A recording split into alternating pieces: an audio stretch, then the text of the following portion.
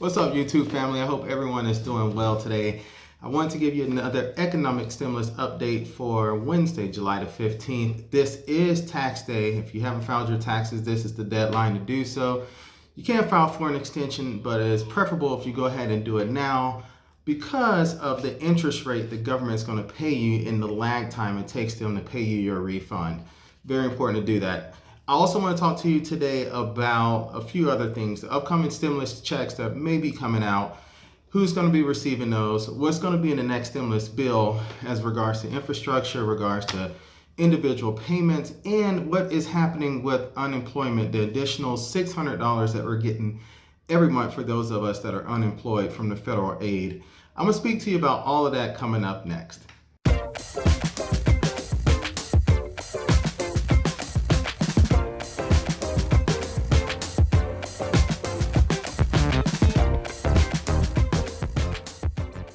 Hello everyone, my name is Paul Zachary Shelton Jr. and I'm the Chief Investment Officer of Warwick Shore Advisors. We are a wealth and investment management firm located in Orlando, Florida with clients all across the United States. If this is your first time coming to my channel or seeing one of my videos, I ask that you please hit the subscribe button. Please ring the bell so that you can get an update each time I upload a new video. Also, please like and share this video to help me increase the financial literacy of our globe. Before I get into today's topic, I want to offer you a free financial planning cheat sheet. This cheat sheet will give you a snapshot of your overall financial health and give you some of the tools and building blocks that you can use to increase your overall health, increase your credit score, and to start building an estate plan for yourself.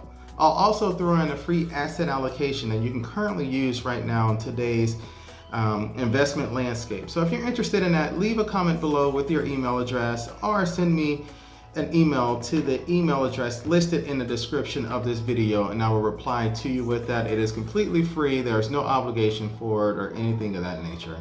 So let's go ahead and jump into today's topic. I want to talk to you about a couple different things. First off, the IRS is canceling checks, stimulus checks to those that were sent to deceased recipients. So we understand that there is about $1.4 billion worth of stimulus money that was sent out to recipients who have now passed away and are now classified as an ineligible recipient.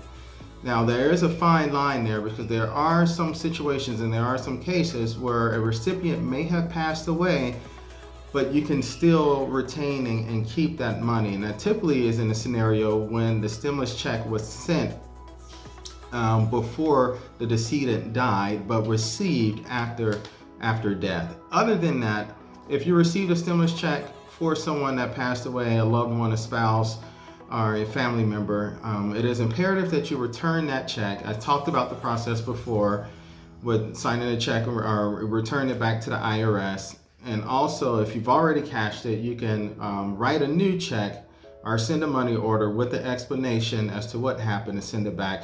It's very important that you do this because if you do not, they will come after you seeking damages, possibly could garner wages in the future, and it can just get ugly for no reason. And that's nothing you want to deal with, especially when you're already dealing with the loss of a loved one. So hopefully no one listening to this is in that scenario because that means that you would have had someone that had passed away. But if you are, please reach out to them, get the payment returned, and if it's not returned, just know that it's going to be, they're going to cancel those checks. And as those checks start to cancel out, if they are cashed or if they're attempted to be cashed, it can be looked at as a fraudulent situation. So please be aware of that. Next thing I want to talk to you about is the timeline. So Congress is expected to reconvene on July the 20th. There has been talks already between both sides of the aisle in Congress about the next stimulus package, next stimulus check, and everything that's going to be involved in there. So that's what we're going to talk about right now. There's a possibility that, there is going to be infrastructure in there. The president really wants something in there to surround an infrastructure. Although I don't really believe that infrastructure is the most important thing you can do right now to stimulate the economy. There is still an appetite for infrastructure to be in there. Leave your comments below. Let me know what you feel about that. Also, unemployment. The unemployment insurance, the federal unemployment aid of $600 a month, $600 a week, I should say, that recipients are receiving right now is set to expire at the end of this month. It's very possible, and some of the ideas that have been floated around is reducing that to $300 a week and having a stair step away and phasing that out. So it'll more than likely be continued after July 31st if there is some sort of agreement that is reached before then when they reconvene in July, the end of this month. But we do not know what that will look like.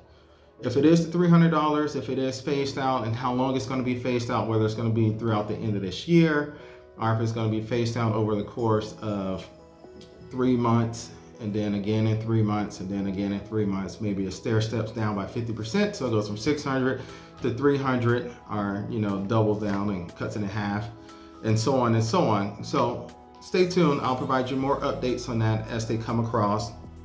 And lastly, I'm gonna play a video for you which kind of speaks to some of this and gives you a little bit more clarity and detail about what Congress is really thinking and what's being said right now behind the scenes in Congress while they are on recess.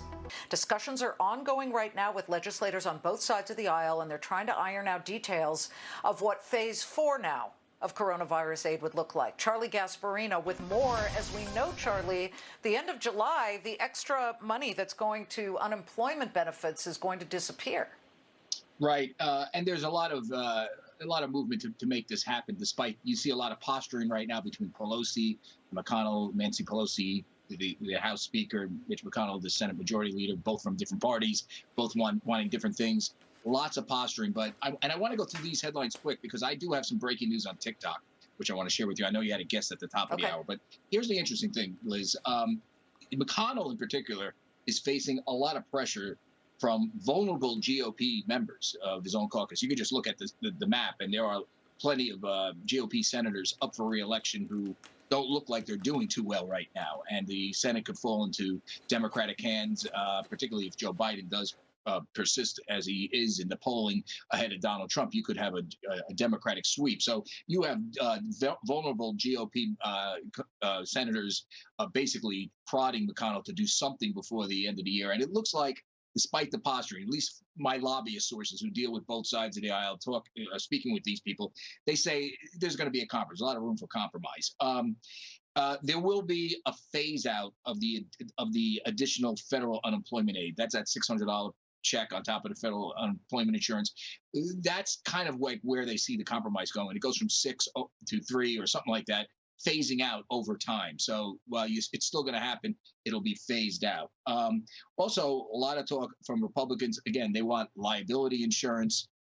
Excuse me. They want liability lifted for businesses reopening amid COVID-19. So you don't get sued by class action lawyers. There's going to be state aid involved. There'll probably be some strings attached in terms of you can't use the state aid to plug your big-time public pension fund deficit.